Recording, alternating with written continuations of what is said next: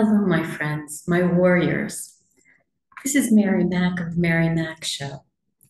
Today, I'd like to speak to you about handling a blackout. Now, you might say to me, Mary, what are you dealing with this? I'm came here to talk about grief. Well, believe me, if you have a blackout, you will have some grief in your life. That is for sure. And if you haven't prepared for this type of an event, you're going to encounter an awful lot of pain and fear, not just among you and your closest relatives, but your children.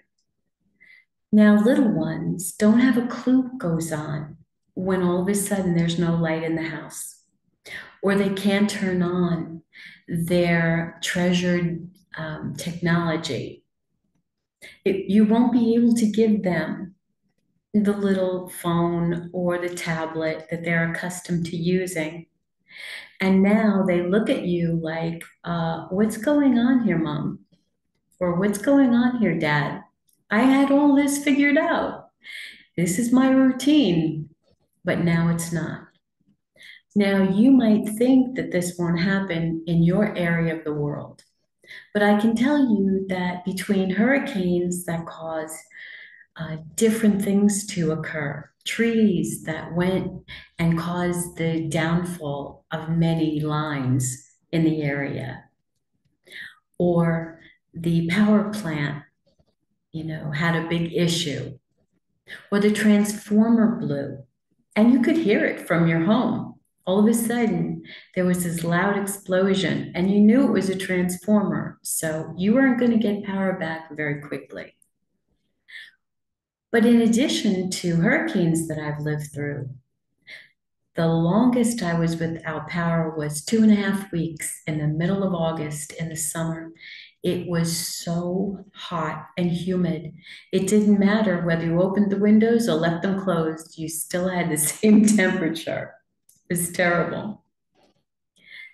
And in New York, when I lived up there, it was amazing.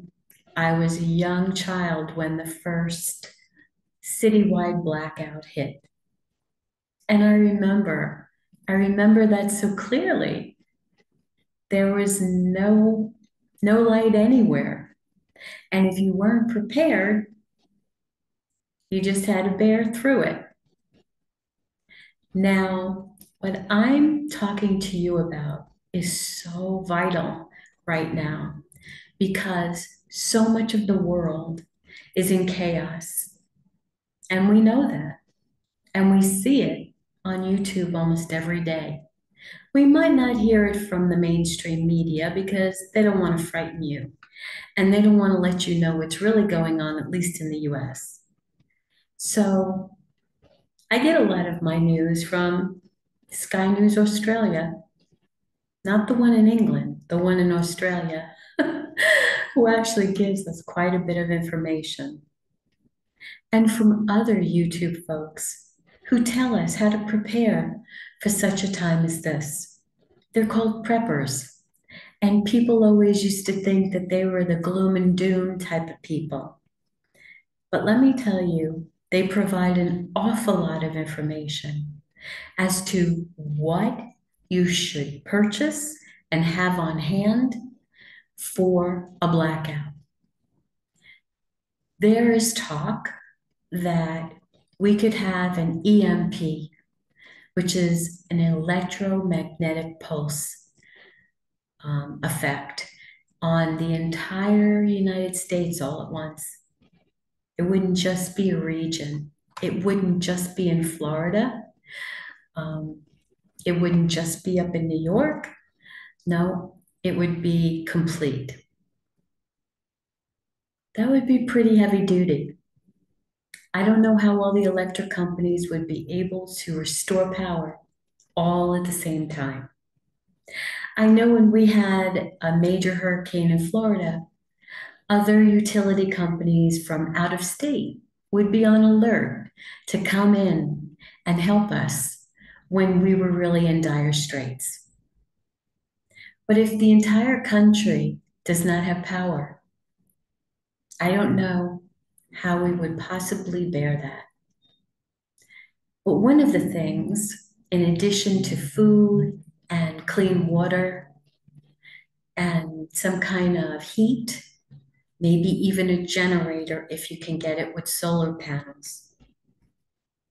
But whether you're in a warm climate or a very cold climate, like up north, you need to protect yourself in many different ways by getting thermal blankets, by getting flashlights and candles and food and water and being as prepared as you possibly can.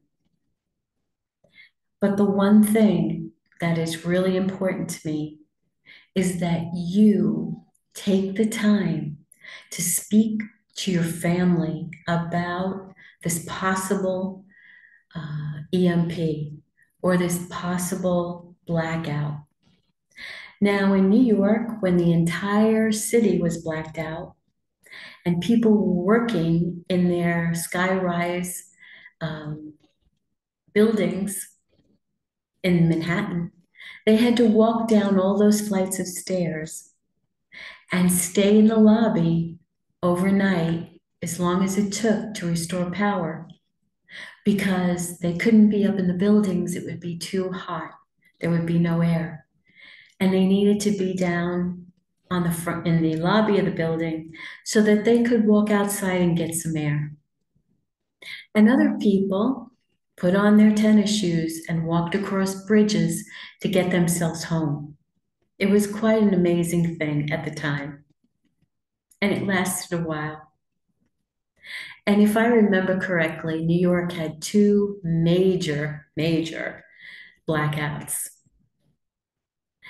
Anyway, it is so vitally important that you speak to your children and start to prepare them for a time in their lifetime that this may be a reality. Prepare them with books, real books, like from the library. The library. If they didn't take some out, then it would be important to buy some for them, even if in a secondhand shop. Because when they realize they can't play their games on their tablet or their phone, they can't listen to all kinds of videos, watch all their favorite programs, what are they going to do? We need to prepare them for this. We need to sit the whole family down and tell them, this is a real possibility right now. There are not so nice people who want to harm every one of us. And as a result, there might be a time where we won't have electricity. We won't have the lights on. And we may have to make provision for that. And we want them to understand that we will be together as a family and we will work through this for as long as it takes. It might not be pleasant. We might be hot. We might be cold. We might not have lights on in the house. We might not have gasoline because the pumps at the gas station aren't working. We might not have a lot of food as we did before. We might not have all the sweets that they're accustomed to having. We might not be able to go visit our relatives because the gas is so limited. So we might have to buckle up and stay home together and figure out ways to entertain ourselves.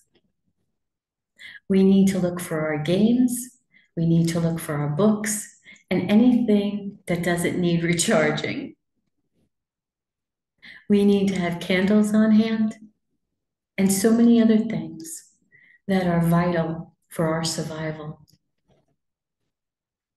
In the description below, I'll put a few of the different people that I follow to help us through these difficult days. Open your eyes.